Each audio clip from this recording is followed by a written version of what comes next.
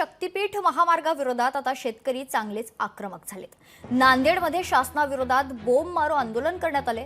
शासनाने काढलेल्या आदेशाची शेतकऱ्यांनी होळी केली। शक्तीपीठ मार्ग होऊ देणार नसल्याची भूमिका शेतकऱ्यांची आहे। तर आंदोलनात नांदेड, परभणी, हिंगोलीचे शेतकरी सहभागी झालेत। या महामार्गात हजारो कोटींचा भ्रष्टाचार होत असल्याचा आरोप शेतकऱ्यांनी केला। कोणत्याही परिस्थितीत शक्तीपीठ हा महामार्ग होऊ देणार नसल्याची भूमिका या शेतकऱ्यांनी घेतली आहे। या संदर्भात बाधित शेतकऱ्यांची बातचीत केली आहे आमचे प्रतिनिधी कमलाकर बिरादर यांनी। आज आम्ही मालेगाव इथं हिंगोली, परभणी आणि नांदेड या तिन्ही जिल्ह्याच्या शेतकऱ्यांनी मिळून इथं बोंबले आंदोलन केलेलं आहे आणि त्यांच्या शासनाच्या निर्णयाची होळी सुद्धा केलेली आहे।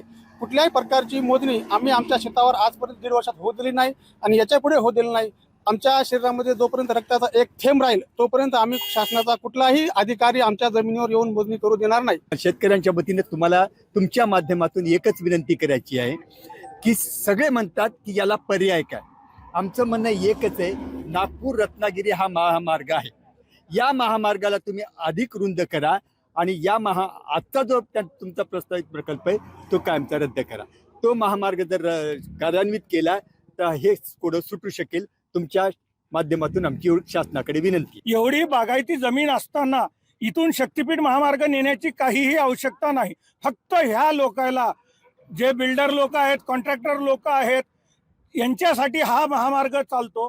त्या बिल्डर लोक ऐकून, कॉन्ट्रॅक्टर लोक ऐकून यांना फंड जे येतात त्या फंड खातीर यानं हा शक्तीपीठ महामार्ग लादण्याचा प्रयत्न करत आहेत। मोठा मार्ग काढून आमच्या शेतकऱ्याच्या छोट्या मोठ्या जमिनी, अल्पभूधारक शेतकऱ्याच्या जमिनी घेऊन आमच्या शेतकऱ्याचे स्वप्न विरावून घेता। तुमचे कुठले ड्रीम प्रोजेक्ट आहेत? आम्हाला स्वप्न पाहायचं म्हणजे आम्ही 2 रुपयाचा पेपर सुद्धा घेत नाही की उद्या पोरीच्या वह्या पुस्तकाची पेन होईल म्हणून। तर तुम्ही एवढे मोठाले आमच्या शेती घेता म्हणजे आज लय मोठी दुःखाची गोष्ट आहे।